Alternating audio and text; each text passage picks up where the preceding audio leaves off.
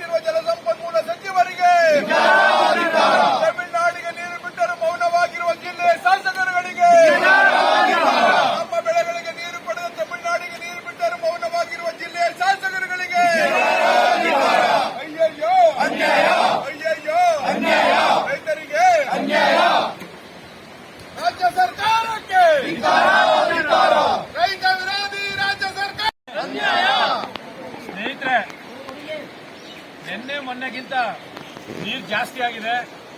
ಈ ಬಗ್ಗೆ KRS engineer phone ಮಾಡಿದ್ರೆ 750 ಕ್ಯೂಸೆಸ್ ನೀರು ಬಿಟ್ಟಿರೋದು, ಮೊನ್ನೆಯಿಂದ ಜಾಸ್ತಿ ಮಾಡಿಲ್ಲ ಅಂತ ಹೇಳಿದ್ರು. 3 ಹೊಳೆಲೂ ನೀರು ಹೋಗ್ತಾ ಇದೆ, 3 ಹೊಳೆಲೂ ಜಾಸ್ತಿ ಹೋಗ್ತಾ ಇದೆ. ತಮಿಳುನಾಡಿಗೆ ನೀರು ಬಿಟ್ಟಿರೋ ಬಗ್ಗೆ ಅನುಮಾನ ಇದೆ. ನಮ್ಮ ಕಾಲುವೆಗಳಿಗೆ ನೀರು ಬಿಟ್ಟಿಲ್ಲ, ಎಲ್ಲ ಕಬ್ಬು ಒಣಗ್ತಾ ಇದೆ. ಯಾಕೆ ಈ ರೀತಿ ಮಾಡ್ತಾ ಇದ್ದೀರಿ ಅಂತ ಹೇಳಿದಾಗ, ಸರ್ ನೋಡ್ತೀನಿ ತಡೀರಿ ಅಂತ ಹೇಳ್ಬಿಟ್ಟು ಎಕ್ಸಿಕ್ಯೂಟಿವ್ ಇಂಜಿನಿಯರ್ ಏನ್ ಹೇಳ್ತಾರೆ ಅಂದ್ರೆ, ನಿನ್ನೆ ಮೊನ್ನೆ ಇನ್ಫ್ಲೋ ಕಡಿಮೆ ಇತ್ತು, ನಿನ್ನೆಯಿಂದ ಇನ್ಫ್ಲೋ ಜಾಸ್ತಿ ಆಗಿದೆಯಲ್ಲ, ನಾವು ಆ ಲೆವೆಲ್ಗೆ ಗೇಟ್ ನಿಲ್ಸ್ಕೊಂಡಿದ್ದು, ಇನ್ಫ್ಲೋ ಜಾಸ್ತಿ ಆಗಿದ್ದರಿಂದ ಆ ನೀರು ಜಾಸ್ತಿ ಹೋಗ್ಬಿಡೋದಿದೆ. ಅಂದ್ರೆ ನೀರು ಸಂಗ್ರಹಣೆಯಲ್ಲಿ ಗಮನ ಹರಿಸಬೇಕಾದಂತ ರಾಜ್ಯ ಸರ್ಕಾರದ ಬೇಜವಾಬ್ದಾರಿ ಎಷ್ಟಿದೆ. ಇನ್ಫ್ಲೋ ಜಾಸ್ತಿ ಆಯ್ತಂತೆ, ಕಟ್ಟೆಯಲ್ಲಿ ನೀರು ನಿಯಂತ್ರಣ ಮಾಡೋ ಕಡೆ ಗಮನ ಕೊಡ್ಲಿಲ್ಲ ಅಂದ್ರೆ ಇವರೊಬ್ರು ಇಂಜಿನಿಯರು, ಇವರಿಗೆ ಲಕ್ಷ ಸಂಬಳ. ಗದ್ದೆ ಒಣಗ್ತಾ ಇದೆಯಲ್ಲ, ಒಣಗಿರೋ ಮನೆಯಲ್ಲಿ ಒಡವೆ ಹಾಳಾಯ್ತವನೆ, ನಾಳೆ ಸಾಲಗಾರ ಬಂದು ಮನೆ ತಕ್ಕ ಬಂದ್ರೆ ನ್ಯಾಯ ತಗೊಳ್ಳೋಣ ಏನು ಅಂತಾನೆ. ಇಂಥ ಪರಿಸ್ಥಿತಿ ನೋಡಿರುವಂತ ಈ ಕಾಂಗ್ರೆಸ್ ಸರ್ಕಾರ ರೈತರನ್ನ ರಕ್ಷಣೆ ಮಾಡುತ್ತಾ, ರೈತರನ್ನ ರಕ್ಷಣೆ ಮಾಡೋದು ಯಾವುದೇ ಇದಿಲ್ಲ. ಬಹುಶಃ ಇವರಿಗೆ ತಮಿಳುನಾಡಿಗೆ ನೀರು ಬಿಡುವಂತ ಹುನ್ನಾರ ಇದೆ. ಜೊತೆಗೆ ನಾನು ಬಹಳ ವಿಪರ್ಯಾಸ ಅಂದ್ರೆ, ನಮ್ಮ ಜಿಲ್ಲೆಯ ಶಾಸಕರಿಗೆ ಮಾನ ಮರ್ಯಾದೆ ಇದ್ರೆ, ಗೌರವ ಇದ್ರೆ, ಈ ಕ್ಷೇತ್ರದ ಪ್ರತಿನಿಧಿ ನಾನು, ಜನ ನೀರಿಲ್ಲದೆ ಎಲ್ಲ ಜಮೀನು ಒಣಗ್ತಾ ಇದೆ, ಬೆಳೆ ಒಣಗ್ತಾ ಇದೆ ಅಂತೇಳಿ ದುಃಖ ಪಡಬೇಕಾದಂತದ್ದು, ನೀರು ಬಿಡಿಸೋದಕ್ಕೆ ಅವರ ಶಕ್ತಿಯನ್ನು ತೋರಿಸಬೇಕಾದ್ರು ನಮ್ಮ ಜನಪ್ರತಿನಿಧಿ ಕರ್ತವ್ಯ. ಯಾವ ಕೆಲಸನೂ ಮಂಗು ಇತ್ತು ಸಂಬಂಧ ಇಲ್ಲ ಅಂತವ್ರೆ. ಇಂಥ ಕೆಟ್ಟ ಜನಪ್ರತಿನಿಧಿಗಳನ್ನ ಪಡೆದಿರೋದು ಇವತ್ತು ಗದ್ದೆ ಒಣಗಕ್ಕೆ ಕಾರಣ ಆಗೈತೆ. ಜೊತೆಗೆ ಕಳೆದ ವರ್ಷ ಜನವರಿಲಿ ಈ ವರ್ಷಕ್ಕಿಂತ ನೀರು ಕಡಿಮೆ ಇತ್ತು. ಈ ವರ್ಷಕ್ಕಿಂತ ನೀರು ಕಡಿಮೆ ಇದ್ರು ಜೂನ್ ಜುಲೈ ತನಕ ನೀರು ಕೊಟ್ಟರು ಕನ್ನಂಬಾಡಿ ಕಟ್ಟೆಲಿ. ಈ ವರ್ಷ ಜನವರಿ ತಿಂಗಳಲ್ಲಿ ಹೆಚ್ಚಿನ ಪ್ರಮಾಣದ ನೀರು ಸಂಗ್ರಹ ಇತ್ತು. ನೀರು ನಿರ್ವಹಣೆಯಲ್ಲಿ ನೀರಾವರಿ ಇಲಾಖೆ ಸಂಪೂರ್ಣ ವಿಫಲ ಆಯಿತು. ನೀರಾವರಿ ಸಲಹಾ ಸಮಿತಿ ಕರೆಯುವಂತ ಮಾಡಲೇ ಇಲ್ಲ. ಈ ಎಲ್ಲ ಉದ್ದಟತನ ಕಾಂಗ್ರೆಸ್ ಸರ್ಕಾರದ ನೀರಾವರಿ ಮಂತ್ರಿ ನಮ್ಮ ಶಾಸಕರುಗಳ ಕಾರಣ. ಇವತ್ತು ನಮ್ಮ ಜಮೀನು ಹುಡುಕ್ತಾ ಇದೆ ಅಂದ್ರೆ ನಾವು ಆಯ್ಕೆ ಮಾಡೋದು ನಮ್ಮ ಪ್ರತಿನಿಧಿ ಜೈ ಜೈ ಅಂತ ಅವ್ನಿಗೆ ಹೇಳೋದು. ಈ ಕೆಟ್ಟ ಪ್ರತಿನಿಧಿಗಳ ಕರ್ತವ್ಯ ಲೋಪ ಇವತ್ತು ಮಂಡ್ಯ ರೈತರು ತೊಂದರೆ ಸಿಕ್ಕವ್ರೆ. ಅದೇ ರೀತಿ ವಿಸಿ ನಾಲೆಗೆ ಕಾಲುವೆಗೆ ನೀರು ನಿಲ್ಲಿಸಿ ಸುಮಾರು ತಿಂಗಳಾಯ್ತು. ಅಲ್ಲಿಂದ ಗುಂಡಿಗಳನ್ನ ಮುಚ್ಚಕ್ಕೆ ಕಾಮಗಾರಿ ಮಾಡಲಿಲ್ಲ. ಇವತ್ತು ಕಾಮಗಾರಿ ಮಾಡ್ತಾರಂತೆ, ಇನ್ನೊಂದು ವಾರ ಆಗುತ್ತೆ, ಆಮೇಲೆ ನೀರು ಬಿಡ್ತೀವಿ. ಇಂಥ ಹುನ್ನಾರ ಬಹುಶಃ ಯಾವ ಸರ್ಕಾರನೂ, ಪ್ರಜಾತಂತ್ರ ವ್ಯವಸ್ಥೆ ಒಳಗಿರೋ ಸರ್ಕಾರ ಯಾರೂ ಮಾಡಲ್ಲ. ಪ್ರಜಾತಂತ್ರ ವಿರೋಧಿಗಳು, ವಿಶೇಷವಾಗಿ ರೈತರು ಕಂಡ್ರೆ ಭಯ ಇಲ್ಲ.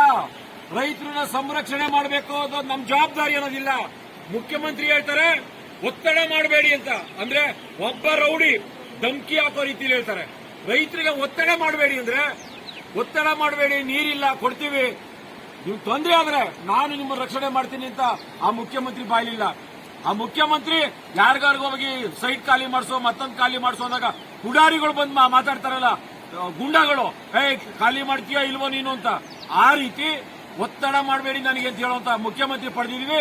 ನಮ್ಮ ದೌರ್ಭಾಗ್ಯ. ಬಹುಶಃ ನನಗೆ ಅನಿಸ್ತದೆ ವಿಜಯ್ ಜೊತೆಲಿ ರಾಹುಲ್ ಗಾಂಧಿ ಏನೋ ಮುಖ್ಯಮಂತ್ರಿ ಆಗೋದಕ್ಕೂ ಹೋಗಿದ್ರಲ್ಲಿ, ಮುಖ್ಯಮಂತ್ರಿ ಮಾಡೋದಕ್ಕೆ ಅವ್ರ ವಿಶ್ವಾಸ ಏನೋ ಜಾಸ್ತಿ ಆಗಿದೆಯಾ ಅಂತ. ರಾಹುಲ್ ಗಾಂಧಿನ ಸಂತೋಷ ಪಡಿಸಬೇಕು ಅಂತ ಹೇಳಿ ಈ ತಮಿಳುನಾಡಿಗೆ ನೀರು